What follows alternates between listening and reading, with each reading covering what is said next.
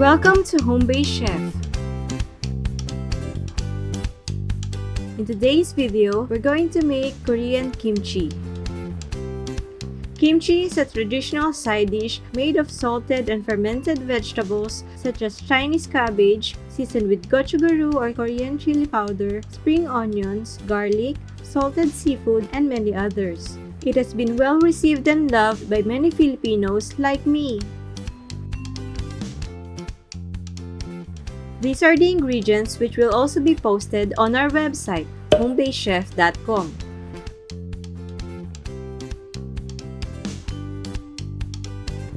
Let's begin! First step is to prepare the cabbage. Cut the cabbage lengthwise in half.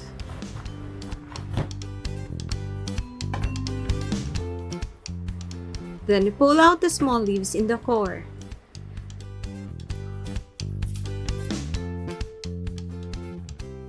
Slice off and discard the bottom, then cut in half. Cut the cabbage further into quarters.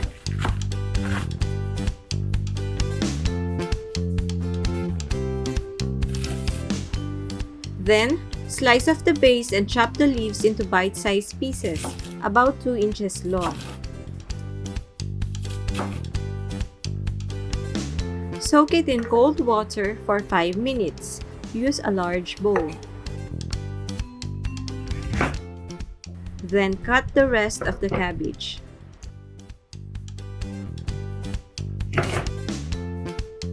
Food trivia.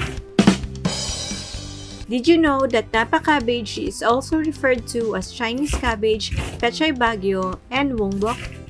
Now you know!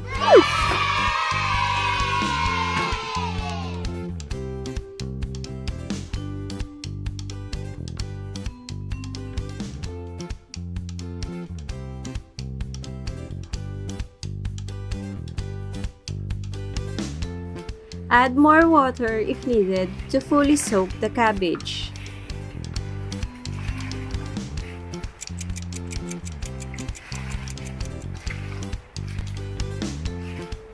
After 5 minutes of soaking, drain the cabbage.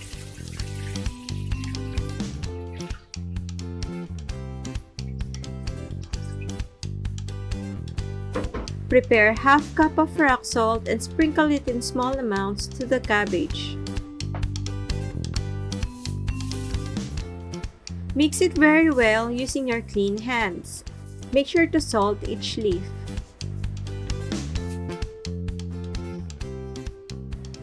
Keep on salting until you finish the half cup of rock salt.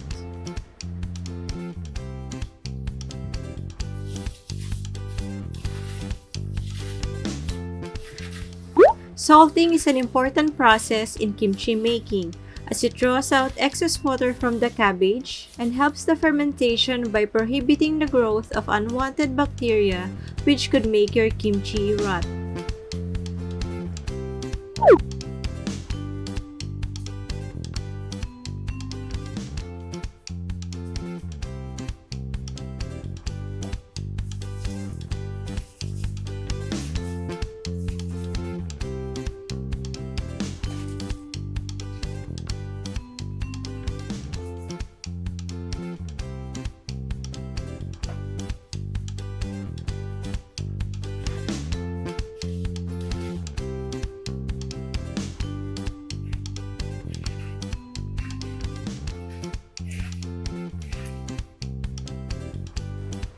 Let it rest for 1 hour, but turn it over 2 times, after 30 minutes and after another 30 minutes.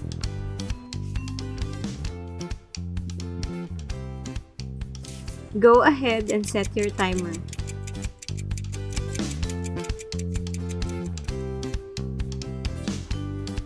While waiting for that, prepare the glutinous rice paste. Add 1.5 cups of water in a saucepan. Then add 1/4 cup of rice flour.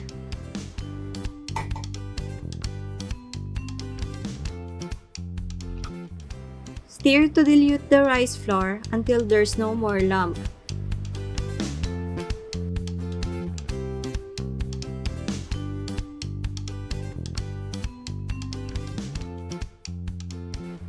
Heat and bring to boil while stirring for 5 minutes. Then, lower the heat.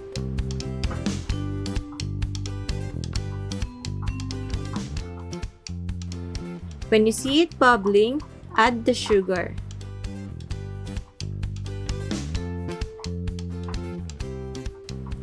Continue stirring and cook for a few more minutes until it becomes translucent. Set aside and let it cool completely. Now let's get back to the cabbage. After 1 hour of salting, rinse the cabbage with water. Do this 3 times, changing water each time so it's not too salty. By this time, expect the cabbage to be wilted already.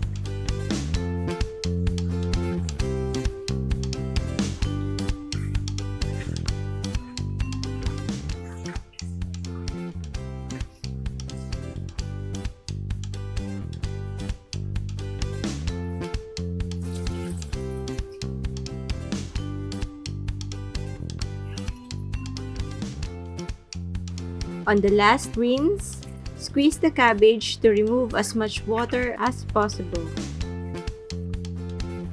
Place it in a strainer and let it air dry for at least 30 minutes. Next, prepare the kimchi sauce. It is recommended to use a food processor for the following steps. Peel and add the garlic into the food processor. Peel and chop the onion into big chunks, then add into the food processor.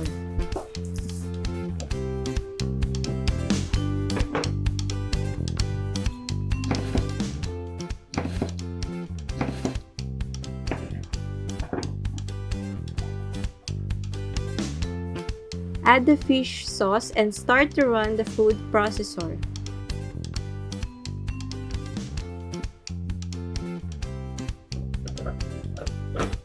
Traditional kimchi uses salted seafood such as squid, but fish sauce is widely used instead for convenience. When it's all chopped up and blended, transfer it to a clean bowl.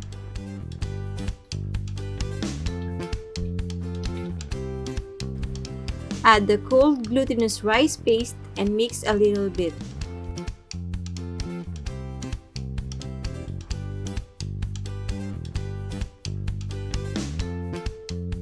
Then add the gochugaru or Korean chili powder. You can adjust the amount of gochugaru to your preference. Mix thoroughly until even in consistency. Use a baking spatula but don't use a white one as it will become permanently red later on.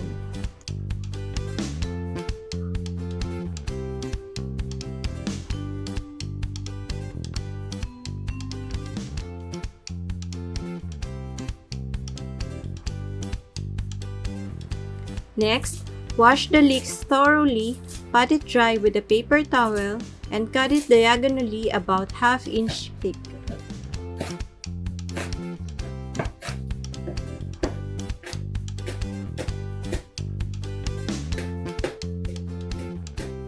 Then add it to the sauce.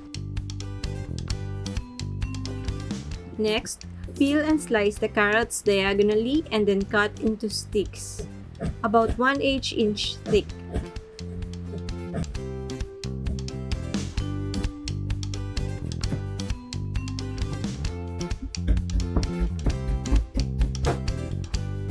Then add it to the sauce. Next, peel and slice the radish diagonally and then cut into sticks, about 1/8 inch thick, just like what we did with the carrots.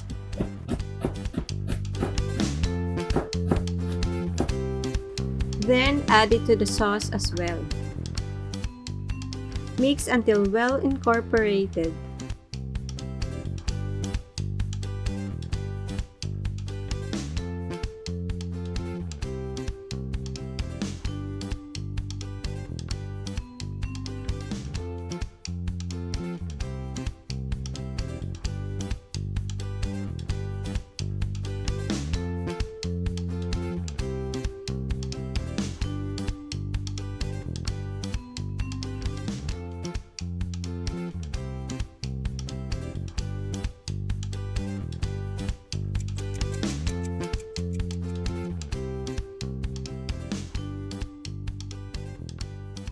After air drying the cabbage, transfer it to a clean bowl. Add the kimchi sauce and massage it into the cabbage. Put on a food-grade gloves or plastic to protect your hands. Make sure to coat and rub each piece with the sauce. Dig under to cover everything. And add more sauce as needed. Then, transfer to a clean airtight jar or container.